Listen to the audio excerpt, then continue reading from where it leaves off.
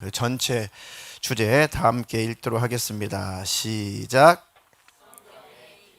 성경에 길이 있다. 자, 우리 지난주에서 오늘도 성경을 한 5구절 정도 함께 읽도록 하겠습니다. 시작. 하나님의 전신갑주를 취하라. 이는 악한 날에 너희가 능히 대적하고 모든 일을 행한 후에 서기 위함이라. 그런즉 서서 진리로 너희 허리띠를 띠고 의의 호심경을 붙이고 평안의 복음이 준비한 것으로 신을 신고 모든 것 위에 믿음의 방패를 가지고 이로써 능히 악한 자의 모든 불화살을 소멸하고 구원의 투구와 성령의 검 곧 하나님의 말씀을 가지라. 자, 지난 강의 잠깐 우리가 짤막하게 복습을 하고 넘어가도록 하겠습니다. 지난주에 강의 내용이 당연히 여러분들은 99.99% 이해가 되시고 다 기억을 하고 계실 겁니다. 아멘 하세요. 구호를 안 외쳐가지고 여러분들이 이렇게 힘이 없으시구나. 자, 구호 준비. 할렐루야. 시작. 자, 지난주에 이건 너무너무 중요한 거니까 그래도 간단히 한 번 더 설명을 하도록 하겠습니다. 우리 이번 주제가 하나님 나라 관점으로 성경을 보자 그랬으니까 하나님 나라가 어떻게 시작됐고 어떻게 완성이 되어 가는지를 지난주에 집중적으로 우리가 공부를 했습니다. 그러니까 이것만 다 이해한다면 성경학교 안 오셔도 돼요.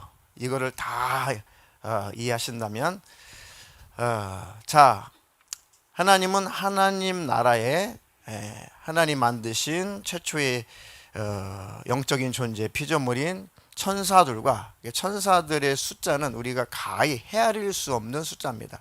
어마어마한 숫자죠. 하나님 나라가 또 언제 시작됐는지 이것은 성경에 없어요. 그냥 하나님은 스스로 계신 분이니까 접근하지 말자 그랬습니다. 마귀 역사니까. 어쩌든 하나님 나라에 하나님이 계셨고 하나님이 다스리셨고 행복한 나라고 영광스러운 나라고 아름다운 나라, 평안의 나라, 아주 좋은 나라, 그야말로 표현할 수 없는, 형용할 수 없는 행복한 나라, 좋은 나라다. 그 나라에 하나님 천사를 만드시고 그 나라를 누리도록 하셨고 천사들과 함께 하나님은 행복하게 사셨다. 그런데 그 천사들 중에 일부가 하나님을 대적했고 하나님을 도전했고 하나님을 반역했다. 성경에는 이제 빛난 천사, 그래서 사실은 이제 루시퍼다, 루시엘이다라고 하는 단어는 성경에 나오지 않아요. 그런데 빛난 천사다라는 그 뜻에 우리가 루시엘, 루시퍼라고 이름을 지어준 거죠. 그러면 가브리엘이니 미가엘이니 천사장의 이름들이 성경의 줄벽에 나옵니다. 그다음에 케루빔, 우리가 그룹으로 번역을 했잖아요. 천사들도 여러 천사들이 있는데 한글 성경에는 그 천사들의 한 무리를 그룹이다. 그룹. 근데 그런 천사들이 하나의 무리를 말하는 겁니다. 조금 더 그거를 한글은 그룹인데 사실은 케루빔, 케루핌, 원래 그런 천사들의 이름이었습니다. 자, 그런 이름들이 있듯이 그건 실제 성경에 나와 있는 천사들의 이름이고 우리가 루시엘이라고 하는 것은 우리가 그 존재를 그냥 이름을 지어준 거예요. 빛난 천사라고 성경에 나와 있기 때문에 계명성이다, 새벽벌이다 라고 하는 별명이 있었기 때문에 우리가 빛난 천사다라고 루시엘, 루시퍼라고 이름을 지어준 겁니다. 그러니까 여러분들께서 또 상식적으로 잘못 이해하고 있는 것이 루시엘을 하나님 만들었는데 변질돼서 타락해서 루시퍼가 됐다. 굉장히 무식한 소리예요.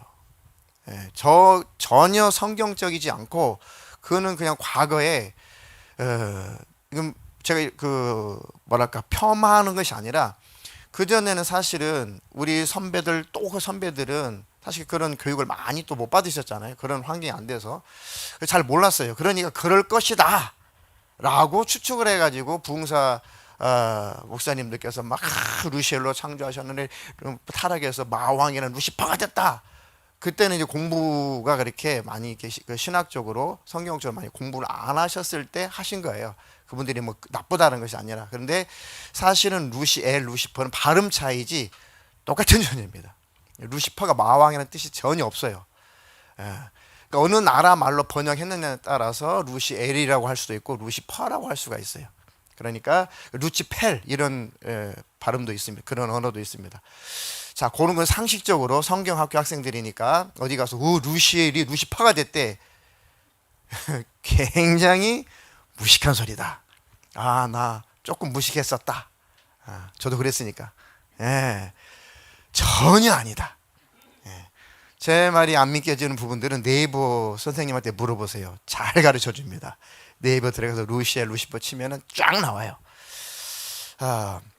단테가 서사시 같은 하나의 소설 같기도 하고 하나의 서사시 같은 그 소설 하나 썼는데 신곡이죠. 신곡에서 이 단테라는 사람이 그 타락한 천사를 뭐라고 표현할까? 그때 루치페르라고 단테가 처음으로 그 천사장 이름을 지어줬어요.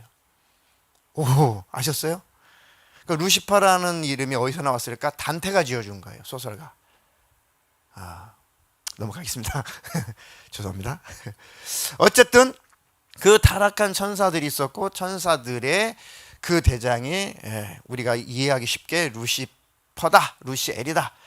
자, 그곳이 쫓겨난 곳이 이 우주다. 그래서 하나님은 그 나라에서, 이 하나님 나라에서 아무리 하나님 행복하게, 아무리 하나님께서 아름답게 창조하시고, 아무리 하나님께 높은 지위를 주시고 멸관을 주시고 하나님의 나라에서 지위를 주시고, 아무리 하나님께서 축복하셔도 교만 떨지 않고 자만하지 않고 대적하지 않고 도전하지 않고 나도 하나님 영광 받고 싶어요 라고 그렇게 주제넘게 타락하지 않을 그런 대상과 함께, 그런 존재와 함께 하나님은 영원히 하나님 나라에서 살고 싶어 하셨다. 그래서 그 대상, 그 존재를 누구로 정하셨느냐? 우리 인간, 우리 사람으로 정하셨다. 그러니까 원래 하나님 우리 인간을 창조하신 이유와 목적은 하나님 나라에서 하나님과 영원히 그 나라에서 행복하게 살려 함이었습니다. 원래 창조 이유예요. 그게 지옥 보내려고 창조하신 것이 아니고 천국에서 행복하게 살고 싶었던 거죠. 그런데 천사들처럼 또 그렇게 하나님을 도전하고 대적하고 타락하면 되겠어요? 안 되겠어요? 안 되죠. 그래서 하나님께서 안전하게 땅에다가, 지구에다가 하나님 나라 천국의 모형인 에덴 동산을 만들어 놓으시고 그곳에다가 인간을 창조하신 겁니다. 그래서 한번 천국과 같은 에덴 동산을 한번 살아봐라. 끝까지 한번 나를 거역하지 말고 대적하지 말고 끝까지 한번 이 천국과 같은 에덴 동산을 누려봐라. 지배해라, 정복하라, 다스려라, 생육하라, 번성해라. 너희가 다 통치자다, 왕이다. 근데 진짜 선악과를 딱 만들어 놓고 동산 중앙에 진짜 왕은 누구시다? 하나님이시다. 이 질서, 선악과는 질서를 하나님께서 정하신 겁니다. 그러니까 살라 이거예요. 도전하지 말고 질서 지켜서 나랑 행복하게 살자. 그 축복의 명령이 선악과를 먹지 마라, 법을 어기지 마라, 도전하지 마라. 그러니까 선악과는 최고의 축복이었습니다. 그리고 우리를 하나님 수준으로 격상시켜 주신 계명이, 그 명령이 선악과예요. 너는 먹을 수도 있고 안 먹을 수도 있어. 근데 먹으면 네가 먹기로 선택해서 먹으면 죽어. 그러니까 먹지 마. 그러니까 우리에게 하나님과 교제할 수 있고 하나님 수준에서 하나님과 이렇게 교제할 수 있는 최고의 존재로 우리를 만드신 겁니다. 하나님이 형상대로 만드셨어요. 하나님은 그렇게 우리를 최고의 작품으로 만드셔서 행복하게 살고 싶었던 거죠. 결국 어디에서? 원래 하나님 나라에서. 그런데 하나님께서 테스트를 해보신 거예요. 테스트. 정말 나와 함께 하나님 나라에서 진짜 하나님 나라에서 영원히 행복하게 살려면 나를 도전하면 안 돼. 분수 넘어 행동하면 안 돼. 질서 파괴하면 안 돼. 욕심 부리면 안 돼. 교만 떨면 안 돼. 그리고 진짜 왕은 하나님께서 나야. 진짜 통치자는 나야. 이 질서 잘 지킬 수가 있겠냐. 그러면 영생은 네 것이고 하나님 나라 천국을 내가 다 줄게. 그래 하나님 나라 천국을 예수 그리스도와 함께 우리에게 후계자로 정하신 거죠. 후계자. 이 나라를 유업으로 얻을 후계자로. 그랬는데 그만 인간은 하나님을 도전하기로 선택을 했어요. 하나님 없이도 살아야겠다라고 그 방법을 선택했어요. 그쪽을 선택했어요. 그걸 선택하지 않고 예 알겠습니다. 하나님 이 질서 잘 지킬게요. 제가 왕이지만 진짜 왕은 하나님이세요. 이 모든 것을 다 내게 주셨지만 이 모든 것을 창조하신 분은 하나님이세요. 라고 그것을 선택했으면은 아담과 하와에서 태어난 죄 없는 자손들, 거룩한 자손들이 충만해졌을 거예요. 왜요? 생육하고 번성하라고 하셨으니까. 그럼 언제인지 모르지만 그 수많은 영혼들이 다 승리한 영혼들이 하나님 나라에 들어가면 죽음을 맛보지 않고 진짜 그 시험 테스트에서 합격했기 때문에 정말 행복하게 살았을 거예요. 마귀 유혹을 이겼다라면. 하나님 나라에서 쫓겨난 마귀와 한통속이 되어서 하나님을 도전하는 것으로 인간이 선택을 했고 타락한 인류와 타락한 영들이 하나가 되어서 세상 나라가 되었다. 그래도 하나님은 절대 우리를 포기하지 않으신다. 그게 성경의 주제입니다. 하나님은 사랑이시다. 우리는 실패해도 하나님은 실패하지 않는다. 우리는 불완전하지만 하나님은 완전하시다.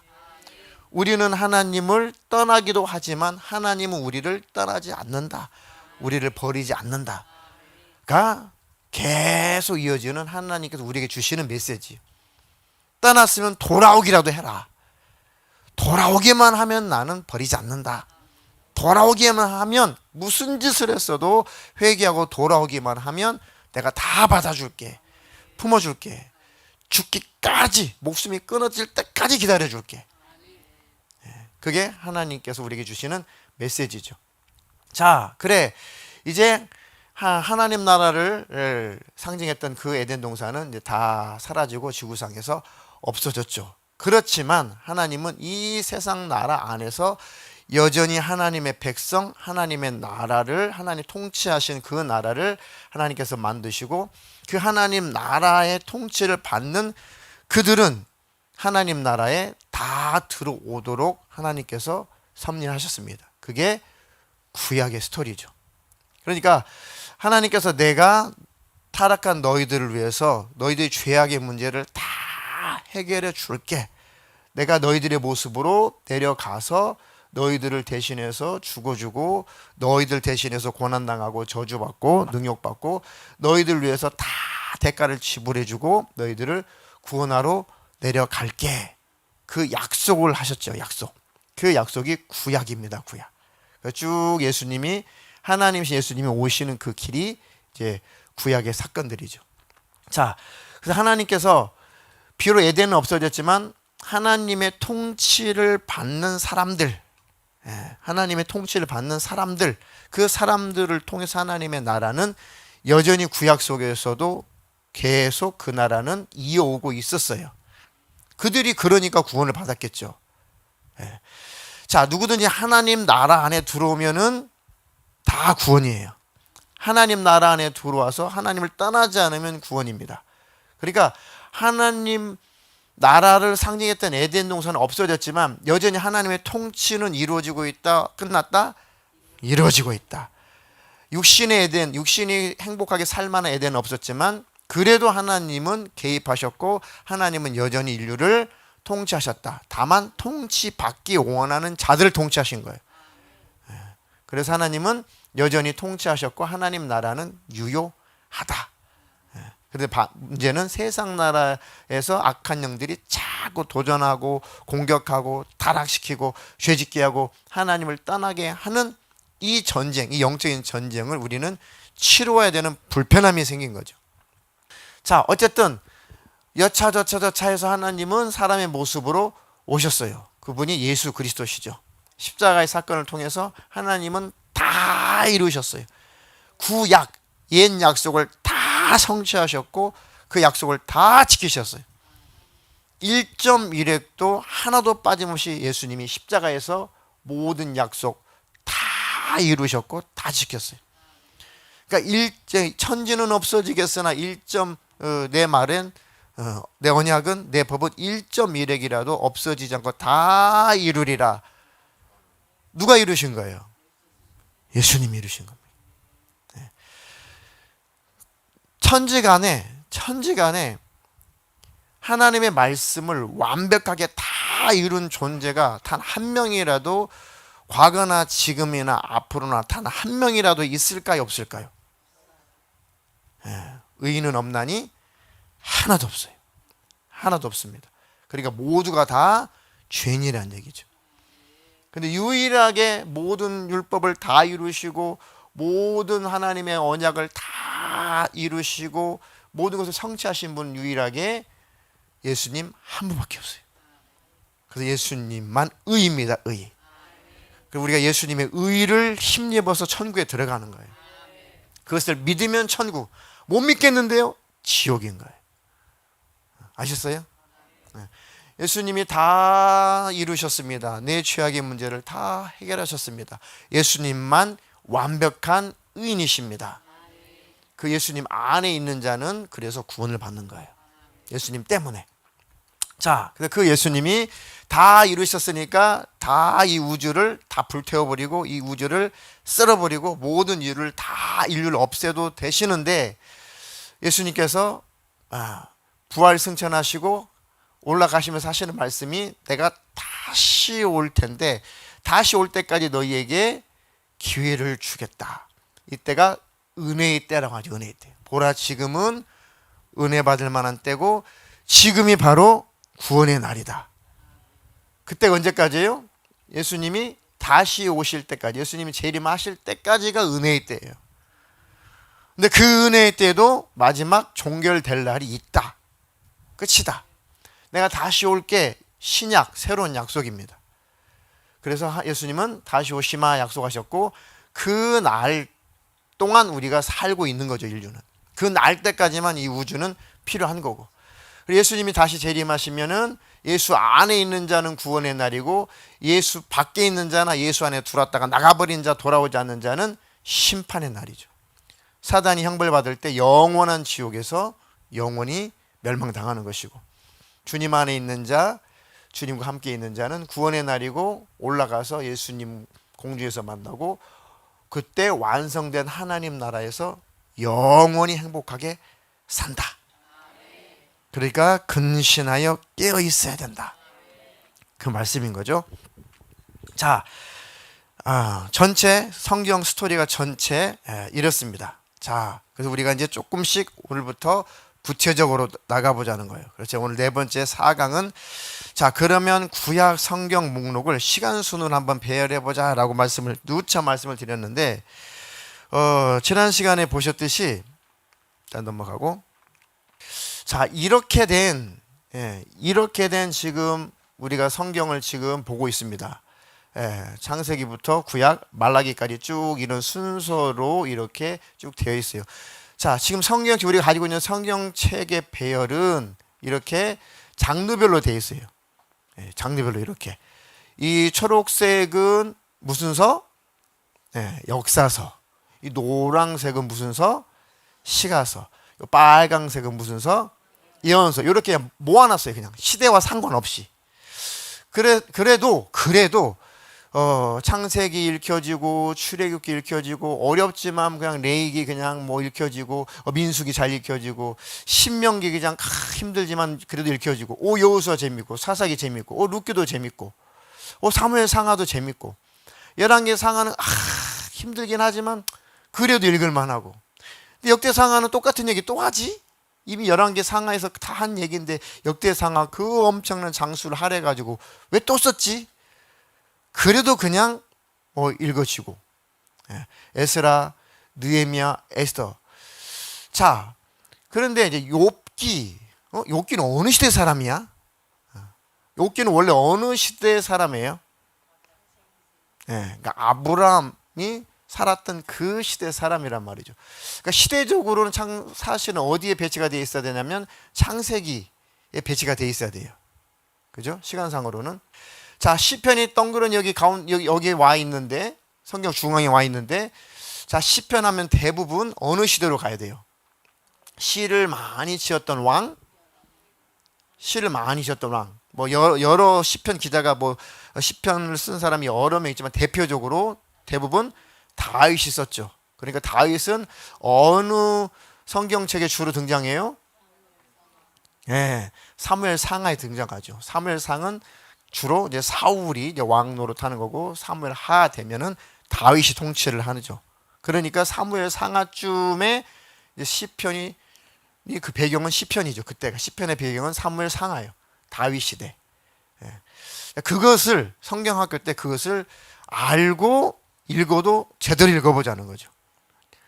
다윗이 시편을 왜 그렇게 그런 시를 썼는지, 그런 시를 왜 썼는지, 나에게는 무조건 적용하지 말고 다윗의 입장, 시를 쓴 다윗의 입장에서 왜 그런 표현을 했는지를, 시대를 알아야 그렇구나 더 잘 깨달아진다는 거죠.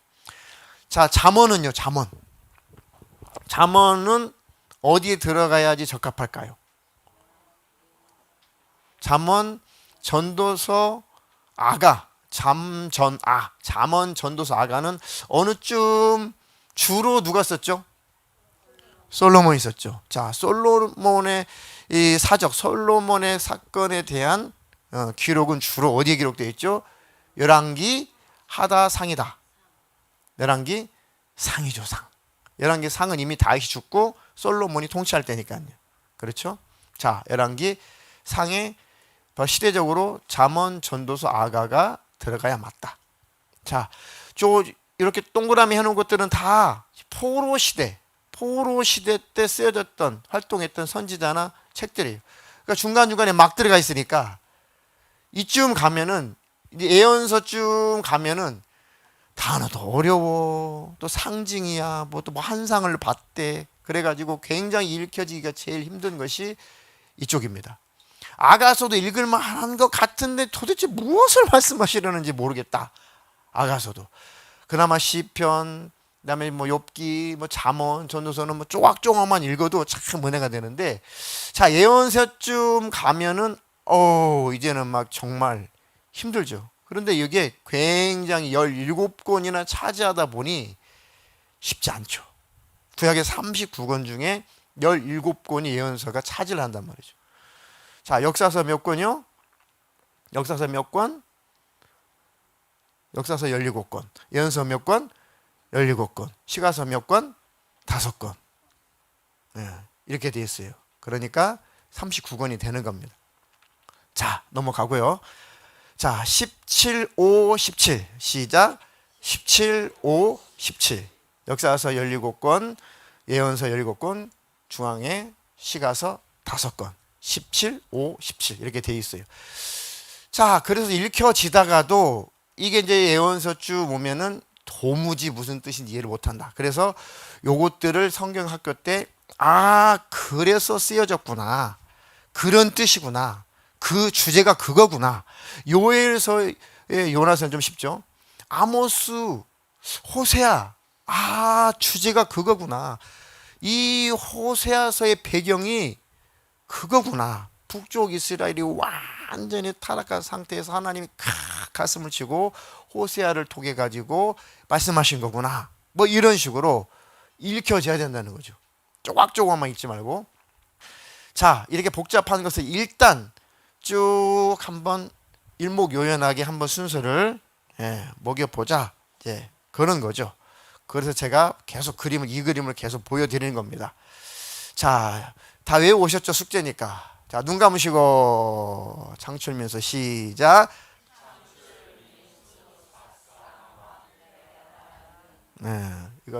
이거 뭔지 모르시는 분 지금 방언하시는 것 같죠? 창출민서 사사망 대라느.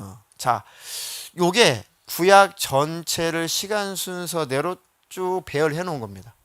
흘러가도록, 잘 뚫리도록. 자, 아까 말씀드렸죠. 창세기 창세기 시대, 쉽게 말하면 창세기 시대에 욥기가 그 시대에 살았다. 자, 출애굽기 그 당시에 주어진 책이 레위기죠. 자, 그다음 출애굽기 다음에 이제 출발이다 해서 이제 민수기란 말이에요. 민수기가 다 사건이 끝나고 이제 저 가나안 땅으로 들어가기 전에 모세가 거듭 신자예요. 반복한다는 뜻이죠. 거듭 반복해서 또 법을 가르쳐줘요. 2세대, 3세대들에게. 그게 신명기죠. 자, 그리고 정복하자 해서 여호수아 때는 정복을 하죠. 들어왔어요. 땅을 다 분배를 했습니다. 자, 사사기도 역시 정복을 하고 있긴 있지만 사사들이 치리했던 사건들이죠. 자, 그럼 룻기는 어디에 들어가요? 사사기 그 배경 안에 꼭 들어가야 됩니다. 자, 그리고 이어지는 것이 이제 사무엘 상하는 뭐가 들어가야 돼요? 시편이 들어가죠. 열왕기 상하에는 당연히 솔로몬이 있으니까 잠언, 전도서, 아가가 들어가야 되죠. 자, 그리고 17권의 예언서 중에 열왕기 상하에 들어가는 예언서가 무려 12권이나 됩니다. 12권. 그러니까 열왕기 상하에 그 배경으로 선지서가 12권이 쓰여졌다. 근데 너무 쉬운 것은, 자, 나머지 다니엘, 에스겔, 학개, 스가랴, 말라기는 보니까 어느 시대예요? 포로 시대. 열왕기 상하까지 하고 이스라엘은 완전히 망했어요. 북쪽 이스라엘은 어느 나라에 망했어요? 아수르에 망했어요. 아주 무서운 민족이죠. 아주 잔인한 민족이란 말이에요. 그 잔인한 민족에게 북쪽 이스라엘이 먼저 망했어요. 그리고 남쪽 이스라엘은 조금 버텨보는가 싶었대요. 그래도 많이 버텼어요. 130년이나 버텼으니까. 근데 여전히 우상숭배와 타락하더니 남쪽 이스라엘은 어느 나라에 망해요? 바벨론에 망합니다. 그래서 여기까지 이스라엘 역사가 사실은 끝나죠. 그리고 이제 포로기에 들어와 가지고 포로 시대에 이제 땅에서 쓰여진 책들이란 말이죠. 그러니까 다니엘, 에스겔, 다니엘 아시죠? 저 바벨론 그쪽에 포로로 끌려가 가지고 활약했던 사람. 에스겔도 마찬가지고. 이제 포로기 다 끝날 쯤에 활약했던 사람들이 학개라든지 스가랴, 맨 마지막 구약성경 맨 마지막 기록된 말라기. 이 5권을 빼니까 17권 중에 예언서 12권은 열왕기 상하였죠. 자, 이것도 북쪽 이스라엘은 3권, 나머지는 남쪽 이스라엘은 3권, 북쪽 이스라엘은 몇 권? 요거를 제가 일목요연하게 쭉 알려드릴 테니까 뭔 소리다냐? 괜찮아요. 지금은 헷갈려도 괜찮습니다. 자, 요것을 자, 지도를 먼저 보고요. 자, 지도도 계속 나올 거니까 그래도 성경학교 학생들은 창세기가 기록된 그 지역 무대 정도는 알고 계셔야겠죠. 끄떡끄떡. 끄떡끄떡. 자, 여기가 이스라엘. 그러면 그 유명한 이 강은 무슨 강일까요? 요단강이 되겠죠. 그리고 이스라엘 백성들이 어디에서 탈출해요? 애굽, 이집트죠. 애굽에서 탈출하죠. 당연히 여기는 홍해가 되겠고요. 여기는 지중하게 되었고 안 보이지만 이쪽에는 이제 지금의 유럽들이 되겠죠. 뭐 고린도가 있고. 자, 어쨌든 구약에 지금 무대가 되고 있는 지역은 이쪽이다.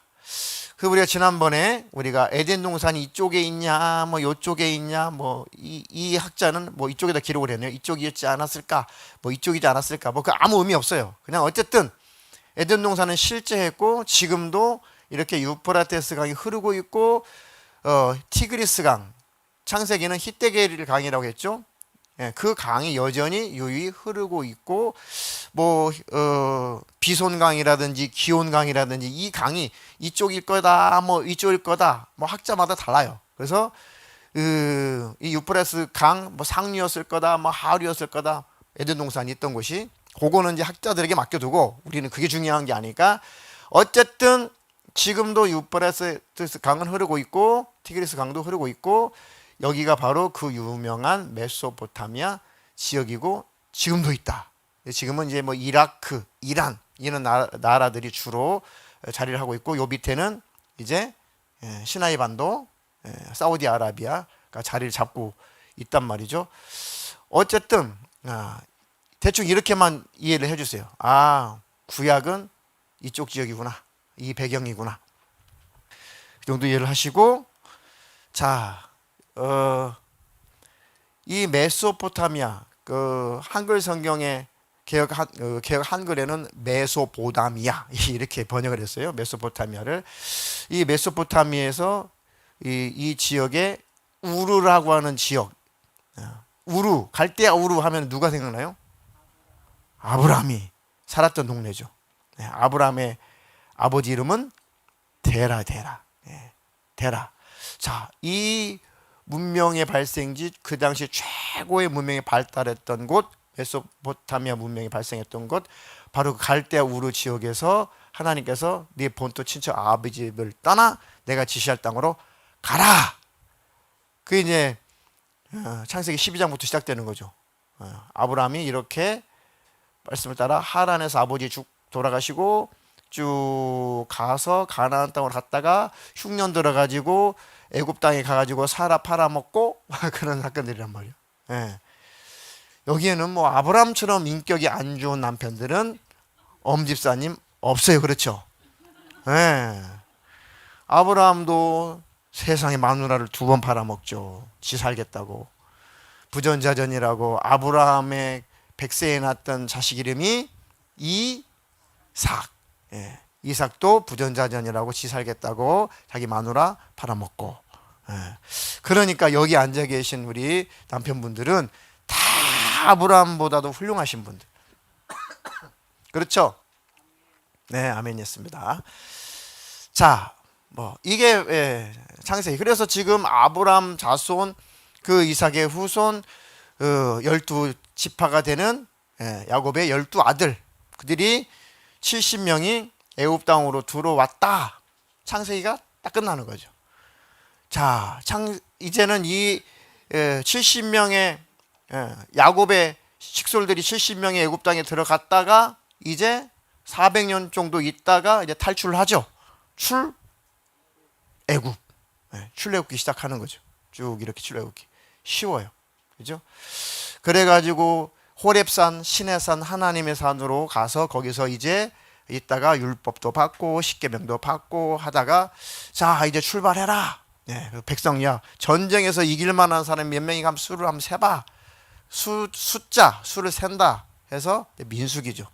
출발해가지고 갔다가 정탐꾼 보냈더니 아이고, 우리는 이 가나안 민족들의 아주 강성한 이 민족들에 비하면 우리는 메뚜기 같습니다. 우리는 가면 그냥 몰살당합니다. 그래서 총 몇 명의 정탐꾼을 보내요? 12명 정탐꾼 보내요. 근데 몇 명만 하나님의 뜻대로, 모세의 뜻대로 몇 명만 긍정적인 보고를 해요. 그것은 하나님 우리에게 주신 땅입니다. 젖과 꿀이 흐르는 땅입니다. 들어갑시다. 하나님이 우리와 함께 하시니 그까짓 것들 다 하나님 해결하실 겁니다. 라고 보고했던 정탐꾼 2명, 그 유명한 요수아, 갈렙. 자, 그렇게 해가지고 올라갔다가 나중에는 10지파 대표되는 12명 중에 10명의 정탐꾼이 우리는 죽었습니다. 우리는 큰일 났습니다. 그래가지고 하나님을 믿지 못해가지고 하나님께서 남은 40년 중에 남은 38년 동안 이 광야 생활을 해라. 그래가지고 합의 40년 동안 광야 생활을 한 거죠. 못 들어가고.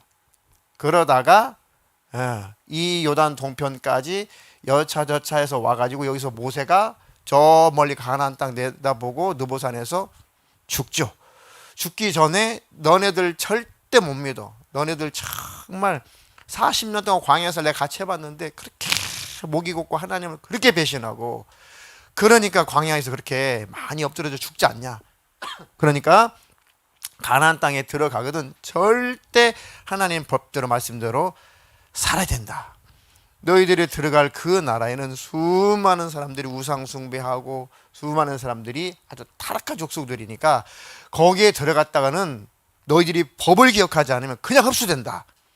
그러니까 그들처럼 살지 말라고 모세가 다시 법을 설교를 하죠. 그게 거듭 설교했다고 그래서 거듭 선포했다고 그래서 거듭 신자 신명기란 말이죠. 신명기.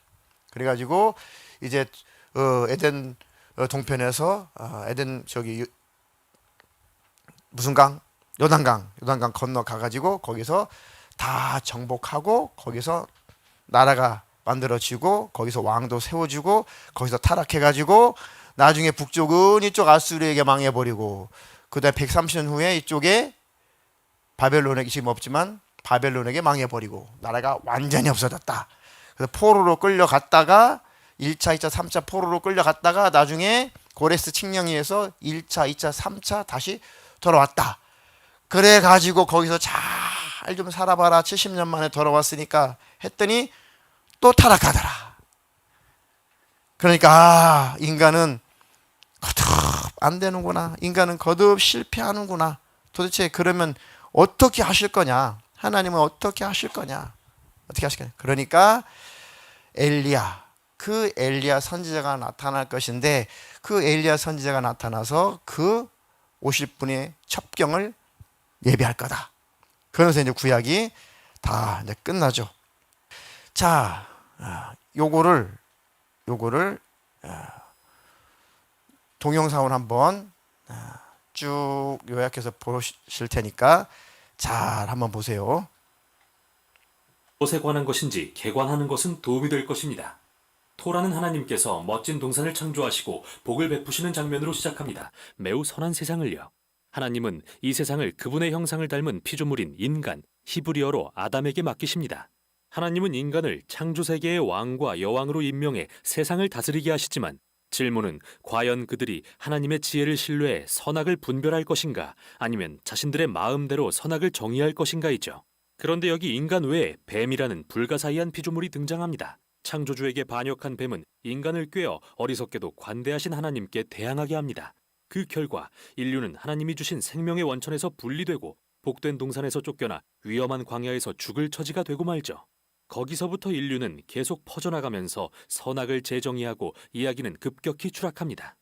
그들은 폭력과 압제로 가득한 성읍들을 건설하는데 이 모든 게 바벨론이라는 성읍의 기초가 됩니다. 그리고 바벨론은 하나님의 자리에 앉아 자신을 높입니다. 하나님은 그분의 세상을 복주시고 인간을 통해 다스리기 원하시지만 바로 인간이 문제입니다. 그들은 악의 영향 아래에 있으며 어리석고 근시한 적이어서 자멸을 향해 가고 있는데요. 이것은 모두 하나님의 해결책을 위한 설정이죠. 우린 새로운 종류의 인간이 필요합니다. 그래서 하나님은 뱀에게 굴복하지 않을 새로운 인간이 올 것이라고 약속하십니다. 여기서부터 이야기는 아브라함과 사라라는 한 부부의 가문해 주신 약속의 자취를 따라갑니다. 하나님은 그들에게 맨 처음 인류에게 주셨던 동일한 복을 베푸십니다. 그래서 그들은 바벨론을 떠나 하나님께서 자손을 주리라 약속하신 새 에덴과 같은 땅으로 향합니다. 이제 아브라함 가족의 이야기가 등장합니다. 아브라함, 이삭, 야곱 3대 그리고 12명의 아들로 이어집니다. 우리는 큰 희망을 품어보지만 결국 이 가족의 역기능적이고 파괴적인 이야기를 읽게 되는데요. 그들은 거짓말하고 속이며 서로를 거의 죽이기까지 하죠. 성추문은 물론이고요. 하지만 에덴 동산 이야기 이후 뭘 기대하셨나요? 그들은 인간입니다. 결국 아브라함의 자손은 이집트에서의 유배를 겪습니다. 아브라함 가족의 이 모든 실패는 이 이야기의 몇 안 되는 빛나는 순간을 위한 어두운 배경이 되어주는데요. 하나님은 이들에게 변함없이 신실하시고 심지어 언약이라 불리는 영원한 약속을 허락하시어 그들을 통해 온 인류를 구원하고 복을 베푸시겠다고 하십니다. 정확한 방법은 알 수 없지만 아브라함의 자손들은 그들이 자신들의 이기적인 책략을 멈추고 하나님의 약속을 철저히 신뢰할 때 전성기를 누립니다. 이때부터 자손이 늘어납니다.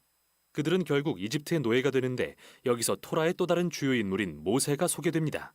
하나님은 그를 일으켜 세워 이스라엘 백성을 구원하고 그들 모두가 하나님과의 언약 관계로 초대받을 산으로 데려가게 하시는데요.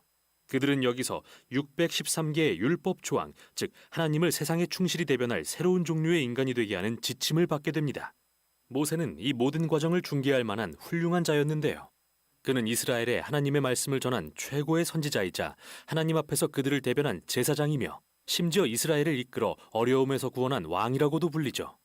하지만 토라가 진행될수록 이스라엘 백성은 크게 실패합니다. 그들은 언약을 어겼고 심지어 모세조차 하나님께 반항하죠. 사실 모세는 토라의 결말에서 이스라엘이 약속의 땅으로 돌아가도 실패는 계속될 것이며 결국 그 땅에서 다시 한번 쫓겨날 것을 예견합니다.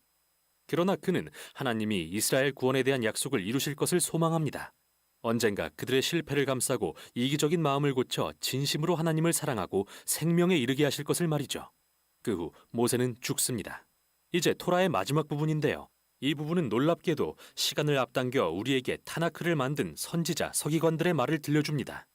그들은 자신들의 시점에서 모세의 이야기를 돌아보면서 다시는 이스라엘 역사에서 모세와 같은 선지자가 일어나지 못했다고 말합니다. 모세와 같은 선지자요, 제사장인 왕이 또 나타나면 좋을 텐데 말이죠. 그러고는 네비임으로 넘어갑니다. 이는 두 부분으로 나뉘는데요.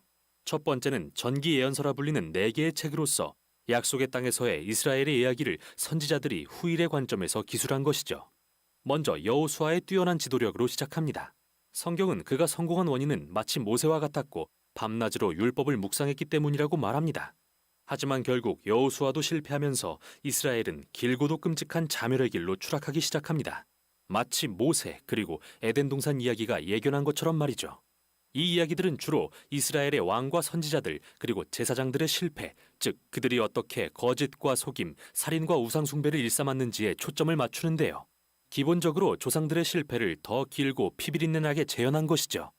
그러나 가끔 희망적인 부분도 있습니다.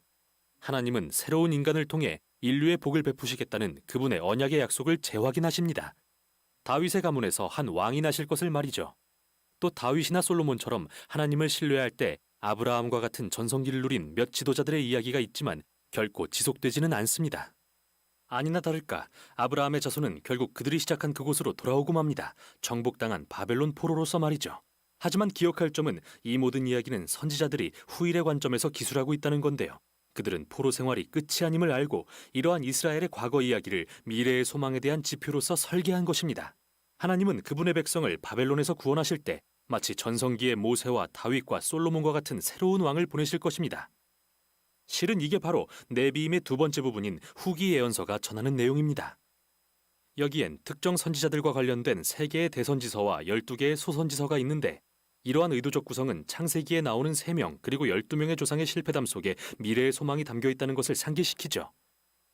이 책들은 앞에 나왔던 토라와 예언서들의 이야기들과 연결하는 상호 참조로 가득한데요. 이를 통해 이야기를 한층 더 확장합니다. 이스라엘 선지자들의 임무는 모세와 같이 되는 것인데요. 실패하고 타락한 옛 이스라엘을 질책하고 그들에게 다가올 여호와의 큰 날, 패배하여 바벨론의 포로가 될 그날을 경고하는 일이었습니다. 그러나 또한 선지자들은 하나님께는 그분의 백성을 정결케 하여 아브라함과 같이 신실한 새 이스라엘로 재창조하시려는 목적이 있다고 약속했습니다. 그들은 하나님과 새로운 언약의 관계를 맺고 주가 약속하신 왕, 새로운 모세로 묘사되지만 다윗의 이름으로 불릴 통치자의 주권 아래 거할 거라고 말이죠. 그분은 온 세상에 하나님의 복을 회복하러 오실 분입니다. 네비임의 결론은 토라와 똑같습니다. 타나크를 만든 선지자, 서기관들의 말인데요. 그들은 지금까지의 이야기를 모두 되돌아보며 독자들에게 그들이 엘리야라 부르는 선지자 같은 새로운 모세가 올 것을 기대하라고 권면합니다. 그는 이스라엘의 하나님이 그분의 백성을 정결케 하고 구원하러 오심을 공표할 것입니다. 이제 타나크의 세 번째이자 마지막 부분인 케투빔으로 넘어갑니다. 이는 다양한 두루마리의 모음집으로서 각각의 성문서는 앞에 나온 토라와 예언서의 핵심 주제들과 연결되고 정교하게 엮은 상호 참조를 통해 이 주제들을 더욱더 발전시킬 수 있도록 설계되어 있습니다. 예를 들어 시편의 도입부에 나오는 2개의 시는 토라와 예언서의 시작 부분과 서로 연관성이 있는데요. 시편 1편에 등장하는 의인은 율법을 묵상했던 성공적인 지도자, 새로운 여호수아로 묘사됩니다. 그는 마치 모세가 약속한 왕 같으며 에덴 동산에 있는 영원한 생명나무와도 같습니다. 시편 2편은 그가 누구인지 밝힙니다. 그는 바로 주가 약속하신 왕이요 다윗의 가문에서 나실 하나님의 아들이시며 열방의 악을 물리치고 온 세상에 하나님의 복을 회복하실 분입니다. 시편의 나머지 부분은 하나님의 백성이 이 미래의 소망을 기다리며 어떻게 기도해야 하는지 가르칩니다. 다음으로 등장하는 지혜서는 토라와 예언서의 이야기가 제기했던 가장 난해한 몇 가지 질문들에 대해 다루는데요. 잠언은 토라 속 모세가 말하듯 하나님을 신뢰하라, 신실하며 순종하라. 그러면 평화와 성공을 얻을 것이라고 합니다. 하지만 전도서와 욥기는 이스라엘의 복잡한 역사를 돌아보며 말합니다. 우리도 시도해봤는데 그리 간단한 문제가 아니더군. 이 세 권의 책은 하나님의 선하고도 종종 혼란스러운 세상에서 지혜롭게 사는 것이 어떤 의미인지 심오한 대화를 이어갑니다. 타나크의 마지막에 쓰인 두 권의 책은 결정적인 기여를 하는데요. 다니엘서는 이스라엘의 실패와 고난의 긴 역사를 돌아보면서 이를 창문 삼아 이 세상의 새로운 미래에 대한 소망을 바라봅니다. 언젠가 토라와 예언서가 약속한 그 새로운 인간이 올 것입니다. 그는 인류의 짐승과 같은 악한 본성에 짓밟힐 것이지만 하나님은 그를 의롭다고 하시며 일으켜 세워 세상을 하나님의 권능으로 다스리게 하실 것입니다. 마지막으로 역대기는 타나크의 맨 처음부터 이스라엘의 포로 귀환에 이르기까지 모든 내용을 다시 한번 들려줍니다. 저자는 하나님이 다윗에게 주신 미래의 왕에 대한 약속에 집중합니다. 그분은 새 예루살렘에 하나님의 백성을 모으시고 열방에 하나님의 복을 베푸실 분이죠. 역대기의 마지막 구절들은 타나크 곳곳에 담긴 핵심적인 말씀들과 서로 관련을 맺고 있습니다. 이 구절들은 궁극적인 포로 귀환에 대한 소망을 멈추지 않고 하나님이 그와 함께 하시는 한 이스라엘 사람이 올 것을 가리킵니다. 새 예루살렘에 올라가 그곳을 회복할 자를 말이죠. 이렇게 이야기는 끝이 납니다. 타나크는 고대 히브리어 사본들을 계획에 따라 집대성한 책입니다. 이스라엘 역사의 모든 시대의 다양한 글이 한데 엮여 이스라엘과 온 인류를 향한 하나님의 언약의 약속에 대한 통일된 이야기가 만들어진 것이죠. 그래서 평생 읽고 연구할 가치가 있습니다. 구약 성경 전체가 들어오시나요?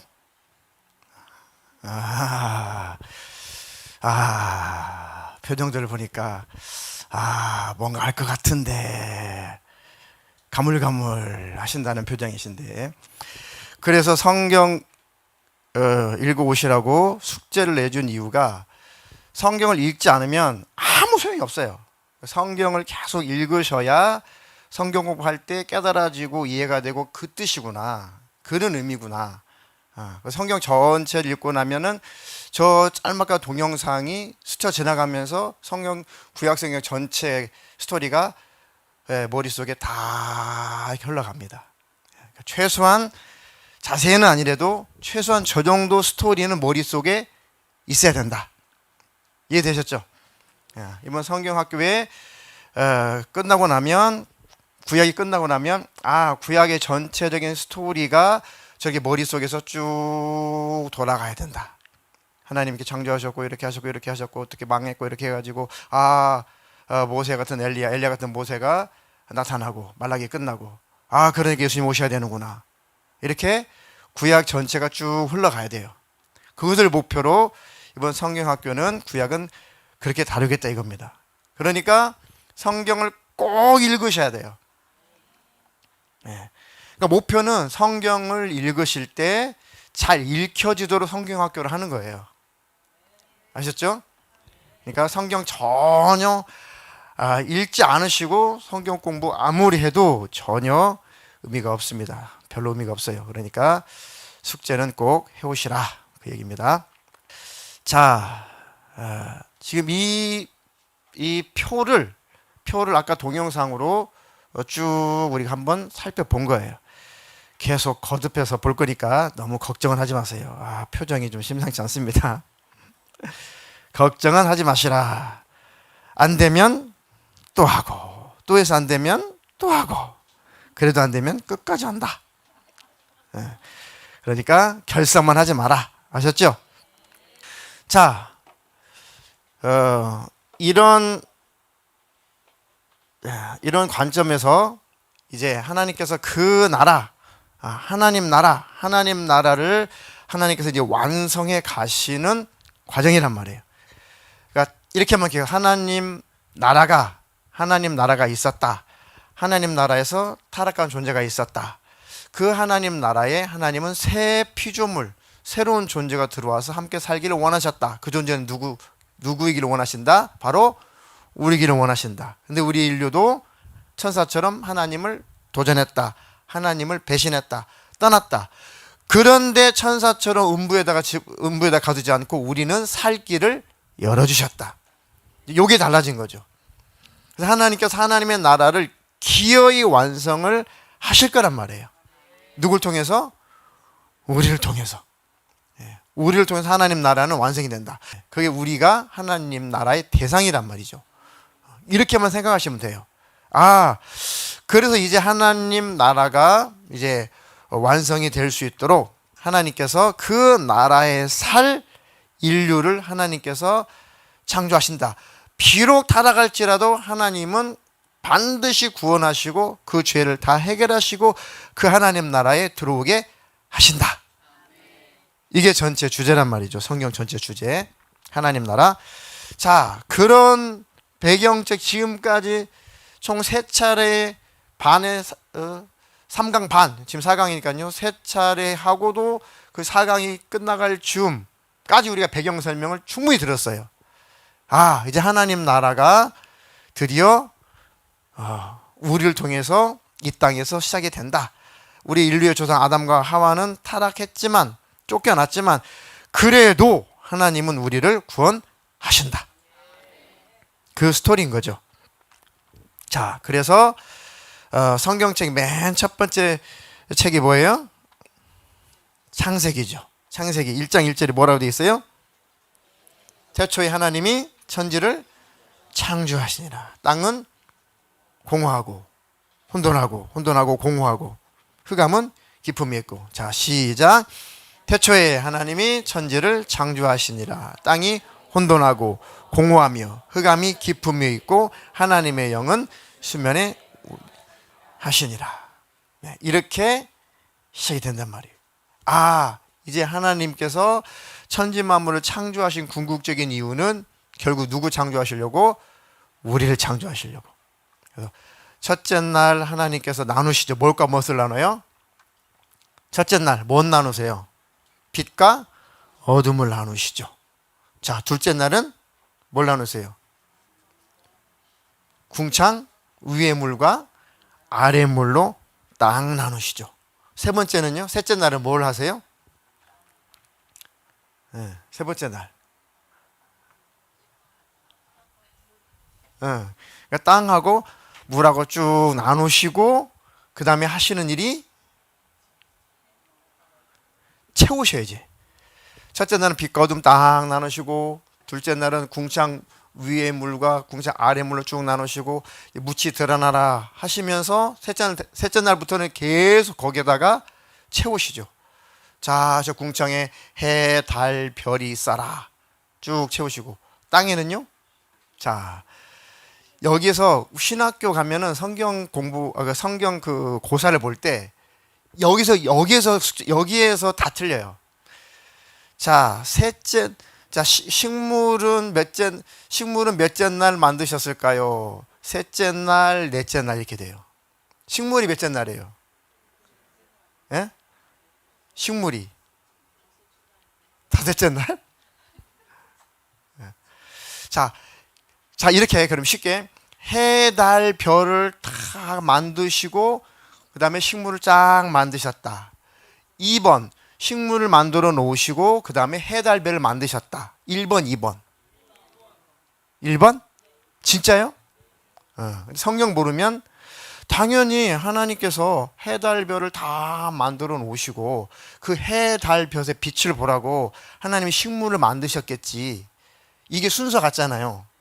근데 하나님 창조 순서는 식물들, 광합성할 식물들을 씨가린 그 식물들을 만들어 놓고 그 다음날 해, 달, 별을 만드세요. 그러니까 여기서 이제 헷갈린 거죠. 여기서. 근데 성경은 그렇게 돼 있어요.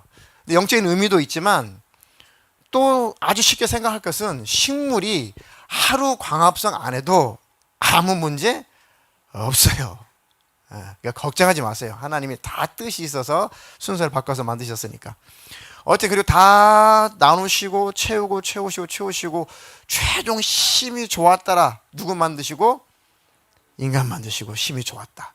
그래서 하나님께서 드디어 하나님의 형상의 모양대로 인간을 만드시고 이 사람들이 생육하고 번성해서 죄를 이기는 인류가 되어서 다 내 나라에서 나랑 행복하게 살았으면 좋겠다라는 꿈을 가지고 창조를 하셨어요. 그리고 에덴 동산에다가 아담에게 하와에게 정말 너희들은 멸망하지 마, 죽지 마, 떠나지 마. 저 루시엘처럼 제발 나 배반하지 마. 이 선악과 계명 잘 지키고 제발 죄를 이겨다오. 죽음을 이겨다오. 사망을 이겨다오. 루시엘이라는 놈이 분명히 너희들을 유혹할 텐데 꼭 너희들은 완전한 인격을 가지고 있으니 선택할 권리를 줬으니 너희는 선을 선택해다오. 나를 선택해다오. 죄를 선택하지 말고 악을 선택하지 말고. 뭐가 선이야 뭐가 악이야 기준은 누구예요? 하나님 말씀이니까. 선 악의 기준은 누구세요? 하나님이세요. 먹지 마. 그러면 그게 선인 거예요. 그 법 자체가 선한 거예요. 근데 마귀에게 유혹을 받으니까 선악의 기준은 우리가 정해요. 먹고 안 먹고는 내가 정해요. 그래서 인간이 선악의 기준을 자기가 정하려고 하는 것이 교만인 거예요. 교만. 하나님은 남자 여자를 만들어서 만나서 결혼해서 자식 낳고 살게 만들었어요. 남자끼리 만들어가지고 남자끼리 만나가지고 결혼한대. 여자끼리 만나가지고 결혼한대. 그건 악이에요, 악. 그러니까 막 피켓을 들죠. 선악은 우리가 결정해. 남자끼리 만나서 살아도 되고 여자끼리 만나서 결혼해서 살아도 돼. 선과 악은 우리가 결정해. 내가 결정해. 신, 하나님, 당신은 필요 없어. 선악은 내가 결정해. 이 타락한 인간의 모양이 일례로 동성애자들인 거예요. 이해되셨죠? 하나님 당신은 남자 여자를 만나서 결혼하라고 살아라고 그랬어? 그게 무슨 우리는 그 법 싫어. 우리는 남자끼리 만나서 함께 살 거야. 우리는 여자끼리 만나서 함께 결혼해서 살 거야. 법은 내가 정해. 뭐가 선하냐 뭐가 악하냐는 하나님 당신이 정할 필요 없어. 인간인 내가 정해서 살 거야. 이게 선악과란 말이에요. 선악과를 따먹은 죄란 말이죠. 똑같은 거예요. 자, 어쨌든 그렇게 인간은 실패를 했지만 하나님은 그 실패한 인간을 반드시 성공자로 만드신다. 그 스토리라는 거죠. 자, 그래서 요거 크게 한번 읽어보겠습니다. 시작. 우리는 실패해도 하나님은 성공하신다. 인간은 하나님을 떠나도 하나님은 우리를 떠나지 않으신다. 성경 전체 이게 주제고 스토리입니다. 그래서 하나님을 사랑하게 되는 거예요. 하나님을 공경하게 되는 겁니다. 그냥 사랑하고 그냥 공경하는 것이 아니라. 자, 오늘 시간이 다 갔으니까 아주 짧은 거. 창세기 다 읽어오셨죠? 지난주 숙제. 네. 창세기 읽어오신 분은 너무너무 잘 요약된 동영상이 너무너무 기억이 잘 나실 겁니다. 자, 짧은 거니까 창세기 1장부터 11장 요거 동영상 보고 마치도록 하겠습니다. 창세기, 성경의 첫 번째 책입니다. 줄거리는 크게 두 부분으로 나누어지죠. 1장부터 11장까지는 하나님과 세상에 대한 이야기, 12장부터 50장까지는 하나님과 아브라함 그리고 그의 자손에 대한 이야기입니다. 12장 서두에 나오는 한 사건이 두 부분의 연결고리가 되어주는데요. 이 구성은 창세기가 전하는 자체적인 이야기와 이 책이 성경 전체의 이야기를 어떻게 시작하는지 알려주는 단서를 제공하죠. 창세기는 1장 2절에 기록된 대로 하나님이 혼돈과 어둠을 다루시는 이야기로 시작되는데요. 하나님은 이로부터 질서와 아름다움과 선함을 만들어내십니다. 생명이 번성할 수 있는 세상으로 말이죠. 하나님은 인간, 히브리어로 아담이라고 불리는 존재를 창조하십니다. 인간을 자신의 형상대로 만들고 그분의 세계에서 이에 맞는 역할과 목적을 갖게 하십니다. 인간은 하나님의 성품을 세상에 반영하기 위해 지어진 존재이고 하나님을 대신해서 창조 세계를 다스릴 권한을 받았습니다. 즉, 세상의 모든 잠재력을 활용하고 잘 돌보아 생명이 더욱더 번성하도록 할 임무를 맡은 것이죠. 하나님은 인간에게 복을 베푸십니다. 이게 바로 창세기의 핵심이죠. 하나님은 그들에게 한 동산을 주시고 그로부터 새로운 세상을 건설해 가게 하십니다. 즉, 인간에게 세상을 어떻게 지어나갈지 선택권을 주셨다는 것이 핵심인 거죠. 선악을 알게 하는 나무가 바로 이것을 의미하는데요. 여태까지 하나님은 선과 악을 직접 가르치고 정의해 주셨지만 이제 인간에게 존엄성과 선택의 자유를 주시는 겁니다. 과연 그들은 하나님이 정의하신 선악의 기준을 신뢰할까요? 자신들의 마음대로 선악을 정의할까요? 이 선택에는 정말 큰 위험이 따릅니다. 하나님을 거역한다는 것은 생명의 공급자를 배반하는 일이기에 결국 죽음을 맞이할 수밖에 없기 때문이죠. 생명나무가 바로 이것을 의미합니다. 3장에는 뱀이라는 불가사의한 동물이 등장하는데 하나님이 지으신 동물이라는 것 외에 별다른 소개가 없죠. 그러나 하나님께 반역한 피조물이라는 사실이 밝혀집니다. 뱀은 인간을 꾀어 하나님을 거역하고 결국 죽음에 이르게 하려 하고, 선악을 알게 하는 나무와 선택권에 대해 하나님과 다른 이야기를 합니다. 선악을 아는 지식을 가지면 죽지 않고 오히려 삶을 얻는다. 너희도 하나님처럼 될 것이라고 속이죠. 그러나 인간은 이미 하나님을 닮은 존재이기에 비극적 역설이 아닐 수 없습니다. 하나님의 형상을 드러내도록 지어졌으니까요. 그러나 인간은 결국 스스로 주인이 되기로 결정합니다. 인간이 자기 맘대로 선악을 정의한 순간 모든 이야기가 통제불능의 상태로 빠져듭니다. 첫 번째 결과는 인간관계에 나타나는데요. 남자와 여자는 자신이 얼마나 연약한지 갑자기 깨닫게 되고 서로를 신뢰할 수조차 없어지죠. 그래서 옷을 지어 입고 서로의 나체를 숨깁니다. 두 번째는 하나님과 인간 사이의 친밀감이 사라진 것입니다. 그들은 하나님의 낯을 피해 달려가 숨습니다. 하나님이 찾으시자 누가 먼저 하나님을 거역했는지 서로 탓하기 시작하죠. 바로 여기서 이 이야기는 멈추고 하나님은 뱀과 인간에게 그들의 행동이 어떤 끔찍한 결과를 가져올지 선포하십니다. 뱀에게는 지금은 승리한 것 같지만 평생 흙을 먹으며 결국 패배하게 될 것이라 하시고, 어느 날 여자의 후손이 태어나 그의 머리에 치명적인 타격을 줄 것이라고 약속하십니다. 좋은 소식인 것 같지만 이 승리에 대한 대가를 치러야 합니다. 그건 뱀 역시 여자의 후손의 발꿈치를 상하게 할 것이라는 거죠. 상처 입은 승리자에 대한 매우 신비로운 약속입니다. 지금까지 흐름으로 볼 때 이는 하나님의 은혜라는 걸 알 수 있습니다. 인간이 하나님을 거역했는데 하나님은 무엇을 하시죠? 바로 그들을 구해주겠다고 하십니다. 그렇다고 인간이 선택한 결과마저 지워지는 건 아니지만요. 하나님은 이제 그들의 집, 들, 삶의 모든 영역이 슬픔과 고통으로 가득하고 거역한 결과로서 결국 죽음에 이를 거라 말씀하십니다. 여기서부터 이야기는 급격히 추락합니다. 3장부터 11장은 하나님께 거역한 결과 인간관계가 모든 수준에서 얼마나 파괴되는지 보여주는데요. 먼저 가인과 아벨 형제의 이야기입니다. 가인은 동생을 질투해서 죽이려고 합니다. 하나님은 죄의 유혹에 넘어가지 말라고 경고하시지만 결국 죄를 범하여 들에서 동생을 죽이고 말죠.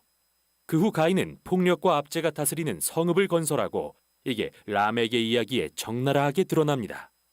그는 여러 아내를 거느린 첫 남성으로 성경에 기록되었는데 아내를 마치 재산처럼 축적했죠. 또 자신이 가인보다 훨씬 폭력적이고 복수심에 불탄다는 노래까지 불렀습니다. 그 후 하나님의 아들들에 대한 이상한 이야기가 나오는데 이들은 사악한 천사들 또는 신의 자손이라 자칭하는 고대 왕들로 알려져 있습니다. 라멕처럼 원하는 만큼 아내를 취했고 고대의 위대한 용사로 알려진 네피림을 낳았습니다. 관점이 무엇이든 인간이 하나님의 나라에 폭력과 부패가 가득한 자기들의 왕국을 건설한다는 게 핵심입니다. 이걸 보시는 하나님은 후회하며 아파하십니다. 인류가 그분의 선한 세상을 망가뜨리고 서로를 파멸시키니 말입니다. 하나님은 이를 보호하기 위한 열심으로 홍수를 일으켜 인류의 악을 싹 쓸어버리시는데 흠이 없던 단 한 사람, 노아와 그의 가족만은 보호하십니다. 그를 새로운 아담이라 부르시고는 하늘로부터 복을 부으시며 재차 생육하고 번성하여 땅에 충만하라고 하십니다. 이렇게 다시 소망이 생기는 듯 했으나 노아도 실패하고 맙니다. 역시 한 동산에서요. 어느 날 그가 자기 포도원에서 술에 취해 정신을 잃고 장막에 누웠는데 아들인 함이 그런 아버지를 부끄럽게 만듭니다. 여기서 우린 새로운 아담이 벌거벗고 수치를 당하는 것을 봅니다. 첫 아담처럼요. 이 이야기는 또다시 추락합니다. 이 모든 게 바벨론이라는 성읍을 건설하는 일로 이어지는데요. 고대 메소포타미아 사람들은 벽돌을 만드는 새로운 기술을 이용해서 성읍과 탑을 이전의 어느 누구보다 크고 빠르게 짓게 되었습니다. 그들은 전에 없던 새 탑을 쌓고 꼭대기가 하늘에 닿게 하여 자신들의 이름을 알리려 합니다. 인간의 반역과 오만을 보여주는 장면이죠. 에덴 동산의 반역이 더 커진 것입니다. 하나님은 이들의 교만을 꺾고 온 지면에 흩어버리십니다. 지금까지 여러 이야기가 등장했는데 기본적으로 한 가지 공통점이 발견됩니다. 하나님은 인간에게 끊임없이 옳은 일을 할 기회를 주시지만 인간은 그걸 계속 망쳐버린다는 것이죠. 이 이야기들의 메시지는 우리가 선한 세상에 살지만 스스로 그것을 나쁘게 바꾸고 있다는 것과 선악을 마음대로 정의하기로 선택했다는 것입니다. 우리 모두가 세상에 깨어진 관계와 갈등, 폭력, 궁극적으로 죽음에 일조하고 있다는 말이죠. 그러나 소망은 있습니다. 하나님은 어느 날 여자의 후손, 상처 입은 승리자가 오셔서 악의 근원을 이길 거라 약속하셨습니다. 인류의 악함에도 불구하고 복을 베푸시고 세상을 구하기로 결정하신 하나님. 과연 하나님은 무엇을 하시려는 걸까요? 연결고리가 되는 다음 이야기에서 그 답이 공개됩니다. 자, 동영상 쭉 보시면서 그곳에 탁탁 가슴속에 다가오는 메시지가 있죠. 하나님은 끝없이 기회를 주시는데 인간은 끝없이 파괴를 한다. 하나님 끝없이 구원하시려고 하시는데 인간은 끝없이 그 하나님을 배신한다. 하나님은 그 나라를 끝없이 끊임없이 완성하시고 그 나라를 건설하려고 하시는데 인간은 자꾸 파괴한다. 그래도 하나님이 버리지 않는다. 그래도 하나님은 우리 인류를 사랑하셔서 기어의 여인의 후손으로 오셔서 대신 죽어주시고 우리를 구원하실 것이다. 그럼에도 불구하고 이게 구약 전체에 흐르는 내용입니다. 하나님은 반드시 그 나라를 완성하실 것입니다. 아멘. 네, 숙제 내드리고 이제 축도하고 마치겠습니다. 다음 주 숙제 읽겠습니다. 시작. 어떤 분만? 안 읽어오신 분만. 창세기 안 읽어오신 분은 다음 주에 꼭 읽어오시고, 창세기 끝까지 읽어오신 분은 어디 읽으시라고요? 네, 출애굽기. 성경 공부는 여러분들 위해서 하는 거예요. 여러분들 위해서 하는 거니까 여러분들이 숙제를 내드리면은 다른 거 다 하실 것 하고 꼭 숙제도 꼭 하셔야 됩니다. 꼭 숙제를 하셔서 기왕이면 성경 공부할 때 무슨 말인지 무슨 내용을 말하려고 하는 것인지 다 가져가셔야 될 거 아니에요. 창세기 스토리를 아까 동영상으로 짧게 봤습니다. 성경을 읽은 사람은 너무 쉽게 와닿죠. 너무 쉽게 와닿습니다. 그래서 이렇게 동영상을 중간중간에 여러분들에게 보여드리면서 창세기부터 계시록까지 하여튼 성경 한 권을 전체 66권 전체를 통독한 것 같은 그런 효과를 내려고 저도 열심히 자료를 찾고 준비하고 있으니까 여러분들은 참석하시고 숙제해 오시고 이거 안 하시면은 몇 강 하다가 또 끝나야 됩니다. 꼭 해오세요. 이제 갈수록 조금 어려워질 수 있습니다. 자, 그렇게 해 오시고, 자, 오늘 시험 보려고 했는데 안 봤어요. 뭐죠? 구약 성경 목록 시간 순으로 배열하기. 뭐였죠? 요거였죠. 요거 다음 주에 제가 쭉 이 빈종이 이대로 이 빈종이 출력해서 쭉 나눠 드릴 테니까 성경 공부 시작할 때 여러분들이 다 쓰시고 그 다음에 뒤에서 쭉 걷으세요. 학교 다닐 때처럼 뒤에서 쭉 걷으시고 하려고 했는데 여러분들이 채점을 하세요. 각자 자리에 앉아서 여러분들이 채점을 쭉 하시기를 바라겠습니다.